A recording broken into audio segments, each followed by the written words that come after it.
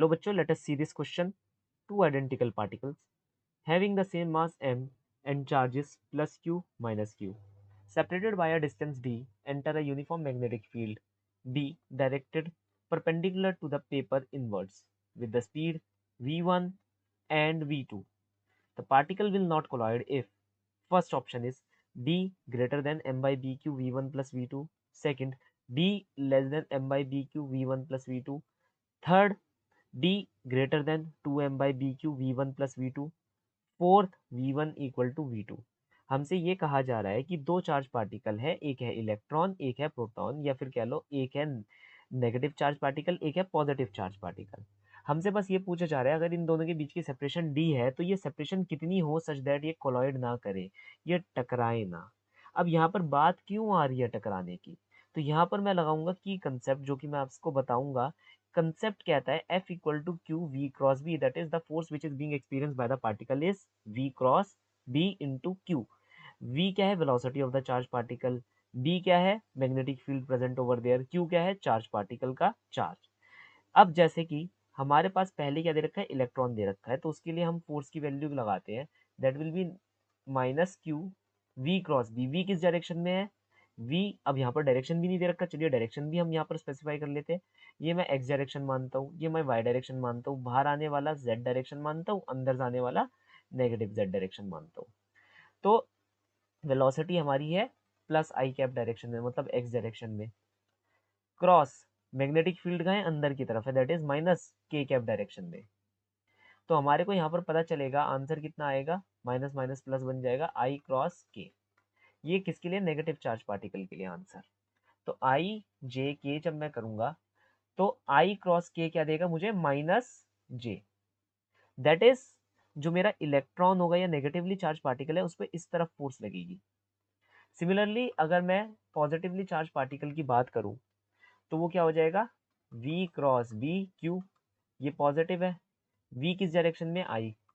B किस direction में है, माइनस के. तो I क्रॉस के गिव्स अस माइनस जे, और माइनस माइनस क्या बन जाएगा, प्लस, तो प्लस जे. तो हमें ये पता चला कि हमारे इस वाले पार्टिकल पर फोर्स किस तरफ है, इस तरफ. अब जब ये पार्टिकल्स मैग्नेटिक फील्ड में होंगे तो ये सर्कुलर मोशन एग्जीक्यूट करेंगे और फोर्स एक दूसरे की तरफ है. तो बेसिकली ये कुछ ऐसा दिखाई देगा. ये हमारा नेगेटिवली चार्ज पार्टिकल का मोशन होगा, ये हमारा पॉजिटिवली चार्ज पार्टिकल का मोशन होगा. तो बेसिकली ये यहाँ टकरा सकते हैं, यहाँ पर टकराने की संभावना बढ़ जाती है. तो ये टकरानी नहीं चाहिए, ये चीज़ टकरानी नहीं चाहिए, ये हमें ध्यान देना है. ये यहाँ टकरा रहे हैं, ये टकराने नहीं चाहिए. तो उसके लिए इन दोनों के बीच का सेपरेशन कितना होना चाहिए. देन थर्ड की कंसेप्ट इज, ये जो सेपरेशन होना चाहिए it should be always greater than, equal to, it should be always greater than 2 times of radius of 1 plus radius of 2. पता है क्यों, देखो ध्यान से, लॉजिक लगाओ यहाँ पर. ये पहले के द्वारा बनाई गई सर्कल है, वो ऐसे सर्कल काटेगा, तो ये डिस्टेंस कितना हो गया, 2 टाइम्स ऑफ r1. सिमिलरली अगर दूसरे वाले को भी टकराना नहीं है, वो भी ऐसी सर्कल बनाएगा 2 टाइम्स ऑफ r2, है ना. तो ये पहले क्या डायमीटर, ये दूसरे का डायमीटर, तो ये जो distance in between both of them होना चाहिए वो इनके डायमीटर से बड़ा होना चाहिए, लगभग बड़ा होना चाहिए. मैं ये भी नहीं कह सकता इक्वल होना चाहिए, क्योंकि इक्वल जैसे ही मैं कहूँगा टकरा सकते हैं, देयर इज अ प्रोबेबिलिटी, थोड़ा सा भी बड़ा चलेगा. तो मैं ये लिख सकता हूँ D must be greater than diameter of 1 plus diameter of 2. तो डायमीटर क्या होता है बेसिकली हमारा 2 टाइम्स ऑफ रेडियस, तो 2 times of radius 1 plus 2 times of radius 2. अब यहाँ पर एक और की कंसेप्ट मैं आपको बताऊंगा which is r equal to m v by q b formula. Radius equal to mass into velocity upon charge into magnetic field. अब हमारे पास जो चार्ज पार्टिकल है उनका मास m है, चार्ज बस प्लस क्यू और माइनस क्यू है, लेकिन ये क्या है, लेंथ. ये क्या है, लेंथ. ये तो नेगेटिव नहीं हो सकती है ना, ये तो डिस्टेंस है बस, बेसिकली ये नेगेटिव नहीं हो सकता. तो R1 कितना निकल कर आएगा, R1 will be equal to m v upon q b. अब इसकी वेलोसिटी क्या है, V1, तो V1 लिख देंगे. R2 कितना निकल कर आएगा, m v two upon q B.